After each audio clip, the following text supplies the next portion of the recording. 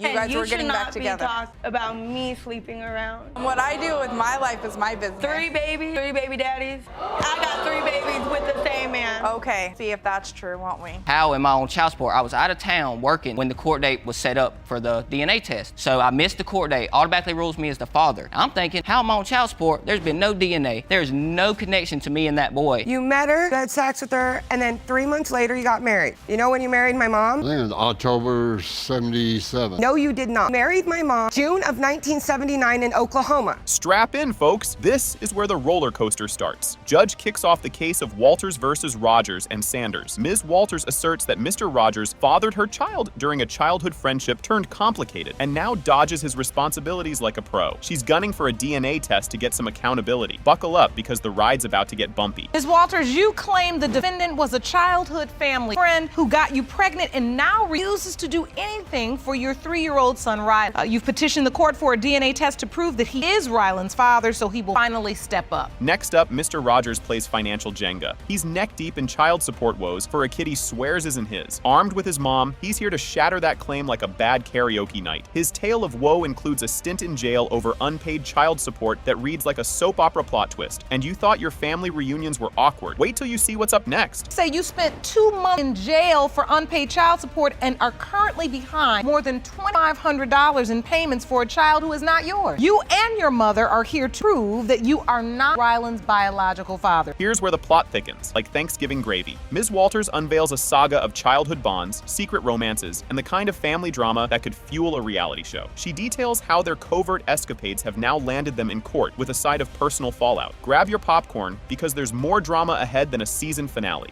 I slept with another man weeks prior to even conceiving my son, and we did use protection. And at the time I conceived my son, he was the only person that I was having sex with. I've known them for 20 years now. We grew up together. We did family vacations together, holidays. Our families were always together. We grew up, we dated. That didn't really work out in middle school. The feelings came back once we got in high school, and we started sleeping together again. Watch as Mr. Rogers drops his jaw to the floor. He recounts his Oscar-worthy reaction to the pregnancy news, suggesting a congrats card for the other potential dad instead of stepping up to the plate. His initial rejection of daddy duties adds more spice to this already sizzling plot. Hang on, there's more head-spinning action just around the corner. When she found out she was pregnant, and we was best friends. We had been friends growing up our whole lives. We was together, you know what I mean, all the time. Not in a relationship, but we was friends. One day, sent me a picture while I was at work, and it was a sticky note that says 6 weeks pregnant. I text back, congratulations, tell the other guy congratulations. Is that what you really felt? Yes, ma'am, that is honestly what I believe. Your Honor? Because she was in a relationship with this other guy, so why would it automatically mine, you know what I'm saying? But were you sleeping with her during the window of conception? Yes, ma'am. Just when you thought it couldn't get more tear-jerking, Ms. Walters talks about riding solo through the pregnancy turbulence, with Mr. Rogers only showing interest when the finish line appeared. The emotional neglect could win her the Lone Ranger Award, hands down. Keep those tissues handy. This emotional roller coaster isn't over yet. It was hard. He didn't come to any doctor's appointments. I was doing it by myself. And then once I got maybe 7, 8 months, I'll be there if he's mine. I'll take care of him. Don't put me on child support. He left the hospital before my son was born. Okay, me and this girl have been through everything together, known each other since we was in diapers. I felt like she was trying to push me as the father because she knew we would always be there, our family. Her dad and I were best friends. We took family trips. All that's been ruined since all this has happened. This revelation hits harder than a reality TV plot twist. Dive into the tumultuous waters of family dynamics as Ms. Sanders reveals the bombshell of the secret relationship and its aftermath, shattering their family vibe like a dropped vase. Stay tuned because the secrets keep unraveling faster than a knitting mishap. Do you know if Ms. Walters was intimate with anyone else? Yeah, later on I did because I found a bunch of condoms in her stuff when I went through it. Because I checked And all Your the Honor, kids that was for from the health drugs. department. They give you condoms at the health department. That was right after I went to the health department. I went to her house. Found them, you said to yourself, he must be sexually active now. sure. But you weren't aware of that before. I had heard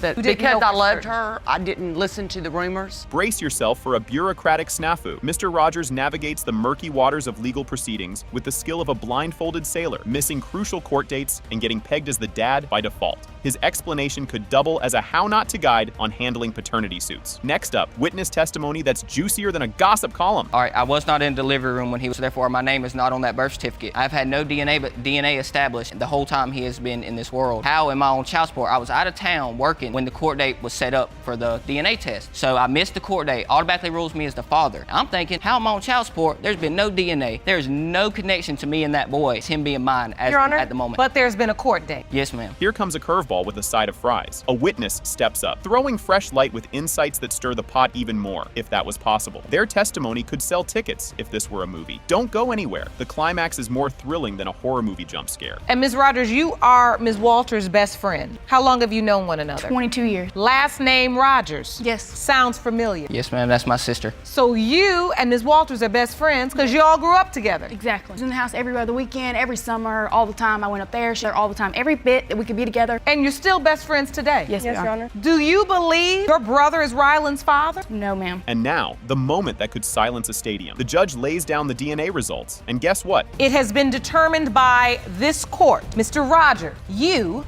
are his father.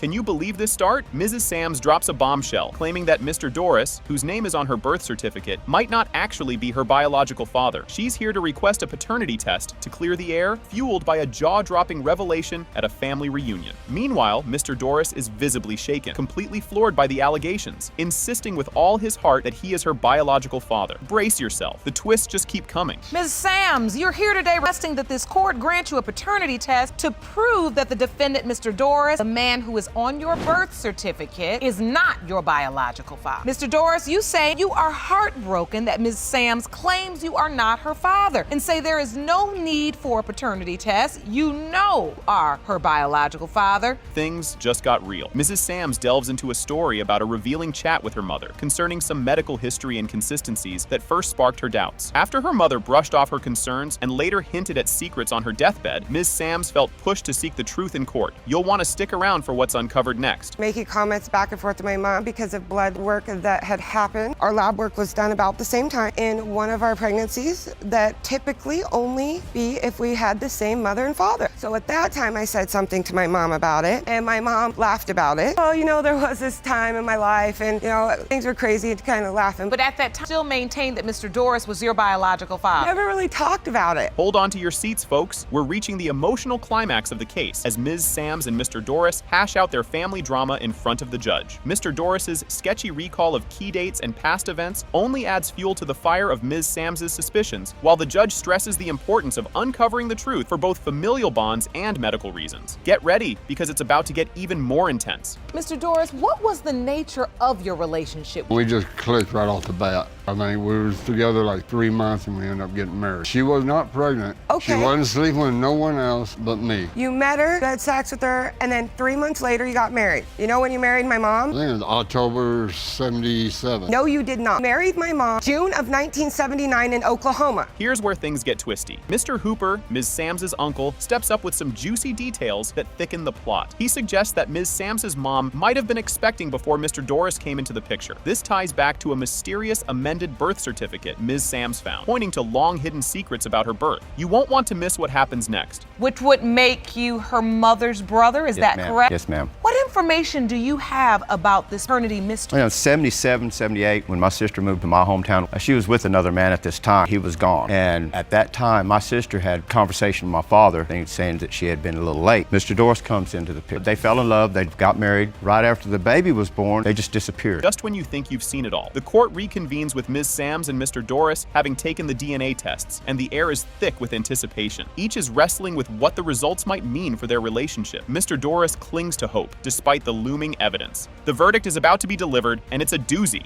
I am scared, I'm excited, nervous, I am terrified. I don't know. I won't be relieved until this is over. Kills me to just for her to tell me I'm not her dad. And when I know deep in my heart I am. We're back in session in the case of Sams versus Doris. Both parties have submitted to DNA testing that was ordered, and I have the results for you. Grab the tissues, this is a doozy. The results are in, and they're a gut punch. Mr. Doris, you are not her father.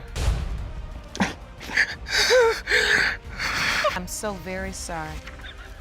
Buckle up, grab your popcorn. Ms. Harrison reveals the core of the dispute. Allegations of her father having an affair with Ms. Rogers' mother, which Ms. Rogers is convinced makes them siblings. The plot thickens with the introduction of a siblingship DNA test request, layering the emotional narrative with procedural drama. Just wait, the twists are just getting started. You say the defendant claims your father had an affair with her mother and therefore is your biological sister. Now, you've requested results of a siblingship DNA test to she's lying. Hold the phone. Ms. Rogers asserts her belief in being Ms. Harrison's sister, firmly based on personal affirmations from her presumed father. This declaration ramps up the emotional stakes and throws in a good measure of personal belief against factual evidence. It's heating up. Prepare for the stakes to get even higher. You argue that you do not doubt for a single moment that Ms. Harrison's father act your dad. Today, you contend you'll prove to Ms. Harrison that you are sisters beyond a shadow of a doubt. Did you hear that bombshell? A significant backstory unfolds as Ms. Harrison discusses their mothers being best friends and the confrontations that followed the affair rumors. This deep dive into their family history contextualizes the long-standing nature of the secrets involved. The drama escalates. Keep your eyes peeled for what happens next. Her mother and my mother were best friends. When I was 16 years old, my father died. Her mother was confronted by my mother's sister, and even then she denied even having a relationship with our father, and I just don't believe that. They are in denial, Your Honor. Your mom was always in denial of whether she did it or not, we don't know. That's a lie. This is a tearjerker. Ms. Rogers shares a touching moment explaining why she believes the man in question is her father, supported by personal childhood anecdotes. Her heartfelt testimony brings an emotional depth to her claims, highlighting the complex personal connections at play. Get ready, the emotional roller coaster is far from over. What makes you believe that her father is your father? He told me so. He told you? He told me. Okay, that's just another rumor. Did you see anything on a birth certificate? No, he Name was on your on my birth birth certificate. He told That says me it all right. himself. What did he tell you? He told me that I was his. He called me. He said, Daddy, when I was 8 years old, when I broke my arm, when I had my surgery, he also brought me a hippopotamus. Are you feeling this? An emotional statement from Ms. Rogers about her father's role in her life illuminates the deeper connections and perceived roles within their intertwined families, adding layers of complication to the familial boundaries. Fasten your seatbelts. The revelations are about to get even more intense. And none of you guys had a father figure in your life. He was just Your trying to Honor, be. That Your doesn't make Honor, him your father. He told me at age of 14, he picked just before he died and took me to Watts Cafeteria in our hometown. I just my turned 16 and sister's you hadn't even had a birthday and yet. then he had told me, no matter what my mother or anybody said, that he is my father. Wow, talk about a plot twist. A DNA test revelation involving another sibling hints at deeper layers of secrecy and potential proof of relationship, adding complexity and intrigue to the case. This suggests that some family members might have been more in the know than others. Brace yourself. The next clip dives deeper into these secrets. He is her godfather. You know, maybe she took That's that the as being reason a they father. were my godfather and godmother, because they was hiding the secret. Well, my mom, she was your godmother. She had agreed to be your. Had no idea. She had no idea. So what you mean she had no idea? She didn't have no idea. It was unbelievable to her that her husband Yes, she even would go told me behind her herself back and do something like that. Can this get any more tangled? Testimony from another sister, Ms. McMahon, adds her perspective to the narrative, acknowledging the rumors and their impact on the family. This moment underscores the widespread effect of the secret within the family. The story unfolds further. Watch as the truth comes to light. So did you grow up knowing Ms. Rogers to be cousin as well? Yes. But did you also hear the rumors? I've heard the rumors, yes, Your Honor. So, Ms. Rogers, you have to understand, to have to think about or even process the fact that their father may have had an affair, much less their mother's best friend, And it's considered to be their aunt. Here comes the big reveal. The dramatic disclosure of the DNA test results confirms that. It has been determined that you are indeed half sisters. We just want to know the truth. Fine with us. The courtroom is buzzing as the drama kicks off. Miss Chandler and Mr. Hilliard are suing his sister and mother for defamation, claiming they've been spreading false rumors about the paternity of their son, Brandon Jr. They're not just here to clear the air, they're also asking for $500 in damages. Strap in, because the courtroom's about to turn into a theater of family drama and revelations. Miss Chandler, you and your boyfriend, Mr. Hilliard, are suing sister and mother for defamation of character. You claim they are spreading malicious rumors regarding the paternity of your son, Brandon Jr. You are seeking the results of a paternity test to prove that your baby is indeed Mr. Hilliard's son. As Ms. Jackson steps up, you can cut the tension with a knife. She and her mother insist they have bombshell evidence that Brandon Jr. is not Mr. Hilliard's son. Their accusations of manipulation and deception against Miss Chandler turn the courtroom into a battleground of words. You won't believe what's coming up next. You and your mother state that you have evidence that will definitively show Brandon Jr.'s your brother's child. Today, you are here to prove Miss Chandler's case against you out merit and that your brother has been manipulated, deceived. As the allegations fly, everyone's on the edge of their seats. Ms. Jackson dives into Miss Chandler's questionable behaviors, like her secretive phone habits and her alleged side conversations with other men. These accusations throw gasoline on the already fiery courtroom drama. Just wait until you hear Miss Chandler's comeback.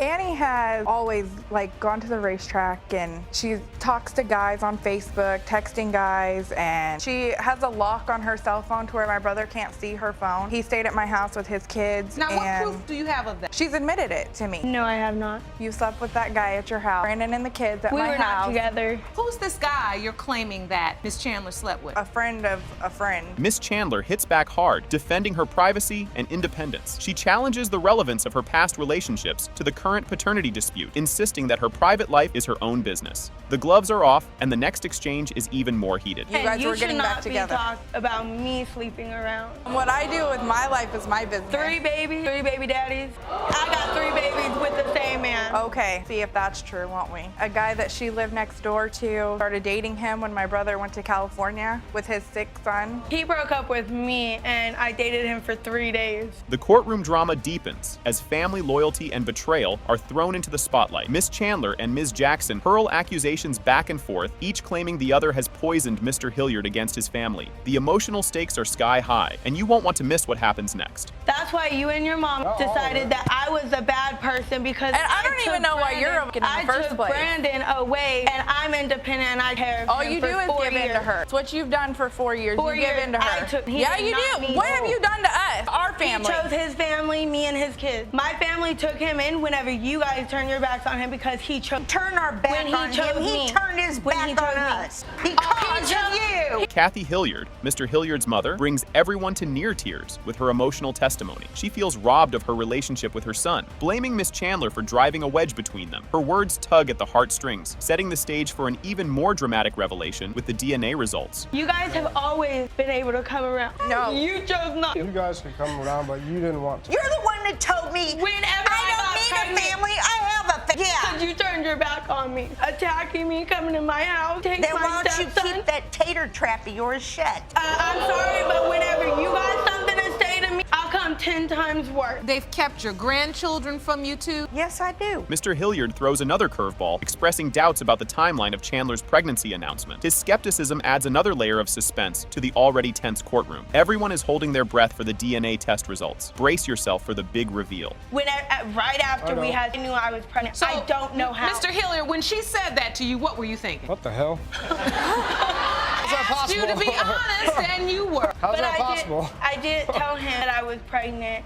She waited until he was in California with his 6 to call and say that she's pregnant. Mysterious. Until I had proof. As the judge prepares to unveil the DNA test results, the courtroom is thick with anticipation. The argument reaches a fever pitch, with both sides desperately arguing their case. This is the moment everyone has been waiting for, and the results are about to turn everything upside down. In the case of Brandon Jr., Mr. Hilliard, your wait is over. You are the father. Thank you.